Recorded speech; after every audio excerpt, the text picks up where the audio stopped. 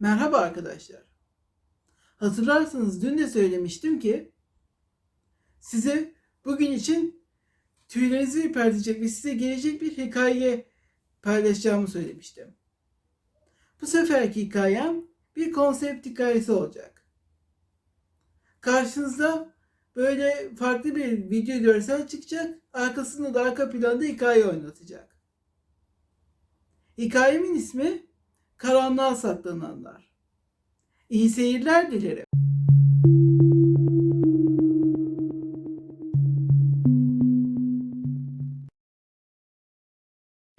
Sema ve sevgilisi Emre yoldaydı. Manzarası çok güzel bir tepede kamp yapacaklardı. Oraya ulaşabilmeleri için dev köknarların ve gür meşe ağaçlarının oluşturduğu pıssız bir ormandan geçmeleri gerekiyordu. Gece vaktiydi ve onlar bu gür ağaçların olduğu pıssız ormanın ortasındaki patika yolda ilerliyorlardı. Gece olduğu için bu uçsuz bucaksız orman zifiri karanlığa bürünmüştü. Zifiri karanlık, arabalarının farlarından çıkan sarı ışığın etrafına bir sis gibi sarıyordu. Ağaç gövdeleri fırın ışığında anlık olarak görünüyorlar, sonra yeniden karanlığa saklanıyorlardı. Onlar böyle bir ortamda normal bir şekilde ilerlerken bir anda araba yavaşlamaya başladı. Allah kahretsin! Yolda benzini doldurmayı unuttum. Şimdi biterse yanarız. Bu ıssız ormanın ortasında ne yapacağız? Dedi Emre. Araba iyice yavaşladı ve en sonunda durdu. Sana böyle durumlar için bagaja benzin koy demiştim. Koydun mu? Hayır, dedi Sema sitem ve öfke dolu bir şekilde. Salak kafam işte. Neyse, sakinliğimizi korumaya çalışalım. Şimdi yardım çağıralım dedi Emre. Sonra elini telefona götürdü. Telefonlar çekmiyordu. Böylesine ıssız bir ormanda çekmesi de imkansızdı zaten. Tamam, kampı tepede yapmayı düşünüyorduk. Ama bu gece burada yapacağız. Daha sonra yavaş yavaş geriye doğru yürüyeceğiz. Bir uçak ya da helikopter gördüğümüzde yardım fişi atarız dedi Emre. Arabalarının farlarını kapatınca etraf zifiri karanlık oldu. Sanki bir anda kör olmuşlardı. Ama sonra zifiri karanlığın ortalarında minik bir sarı ışık yandığını gördüler. Daha sonra bunun ormanın derinliklerinde yanan bir ateş olduğunu fark ettiler.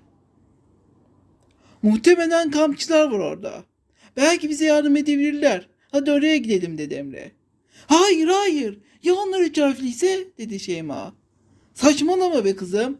Çok fazla korku filmi seyrettin herhalde dedi Emre. Ya katil ya da psikopatlarsa dedi Şeyma. Yanımıza önlem olması için silah alırız. Bu riske girmekten başka çaremiz yok dedi Emre. Arabadan inip ateşe doğru ilerlemeye başladılar. Yönlerini kaybetmemek için yerlere taşlardan oklar yapıyorlardı. Zifiri karanlığa saklanmış olan ağaç gövdeleri, dallar ve çalılıklar, el fenerinin hareket eden cılız beyaz ışığı karşısında gösteriler yapıyor, gölge oyunları oynuyordu. Serin orman rüzgarı yüzlerine doğru esiyordu. Ateşin oraya vardılar.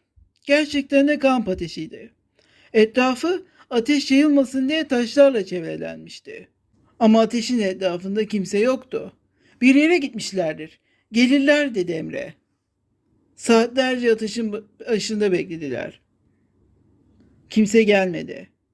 Bu ateşi elbette ki birileri yakmış.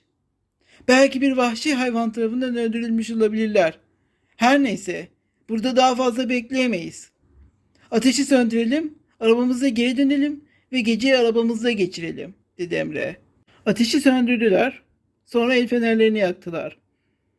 Ama el fenerlerini yakmalarıyla, el fenerlerinin beyaz cılız ışığının karanlıkla buluştuğu yerde siyah bir insan silüeti görmeleri bir oldu. O da neydi? Gördün mü oradaki şeyi? İnsan silüetiydi sanki, dedi Emre. Lanet olsun, bilmiyorum. Belki hayvandır, dedi Sema. Hayır hayır, o bir insan silüetiydi. Bir insan silüeti olduğuna eminim. Adım gibi eminim, dedi Emre. Beni korkutuyorsun Emre, dedi Sema. Sessiz ol, sakin. dedi Emre. Ben de korkuyorum. Hem de silahım olmasına rağmen. El fenerlerimizi aşağı doğru tutalım ve sessizce arabamıza dönelim diye de ekledi sözlerine. Koydukları okları takip ederek hızlıca arabalarına doğru ilerlemeye başladılar. Attıkları adımların yerde çıkardığı ses ezilen yaprakların ışırtısıyla birleşiyordu. Ama sonra kendi adım seslerinin dışında arkalarından da adım sesleri geldiğini fark ettiler. Arkadan gelen adım seslerini duydun mu? Diye sordu Sema Emre'ye. Koşmaya başlayalım bence, dedi Emre. Koşmaya başladılar. En sonunda da arabalarını bıraktıkları patika yola vardılar. Arabamız nerede? Diye sordu Sema. Buralarda bir yerlerde olmalı, dedi Emre. Yanlış yere mi saptık yoksa? Diye sordu Sema bağırarak. Okları takip ettik, yanlış yere sapmadık. Arabamızın burada olması gerekiyordu, dedi Emre. Nasıl burada olması gerekiyordu? Burada olmadığına göre yanlış yere saptık, dedi Sema. Şu kayayı görüyor musun? Arabayı park ettiğimde burada bu kaya vardı, dedi Emre. Emin misin? Diye sordu Sema. %100 eminim. Şekli ve boyutu tamamıyla aynı, dedi Emre. Biri bizim arabamızı çalmış, diye bağırdı sonra. Arabanın anahtarı diyecekti ki Sema, Emre cümlesini tamamlamadan sözünü kesti. Araba durduğunda ve ateşi gördüğümüzde heyecana kapıldım ve arabadan giderken anahtarı arabada unuttum, dedi Emrah, Sema cümlesini bitirmeden. İnanamıyorum sana, diye bağırdı Sema. Arabanın benzini bitikti. Demek ki çalan kişi ya benzin bidonuyla geziyordu ya da arabamı zincire bağlayıp kendi arabasıyla çekip götürdü. Biz ateş başında beklerken yapmıştır bunları, dedi Emre. Şimdi ne yapacağız biz bu zifiri karanlıkta? Yatacak çadırımız bile yok, diye bağırdı Sema. Bilmiyorum, lanet olsun bilmiyorum, diye bağırdı Emre. Zifiri karanlığın ortasında öylece kala kalmışlardı. Ne yapacaklarını bilmiyorlardı.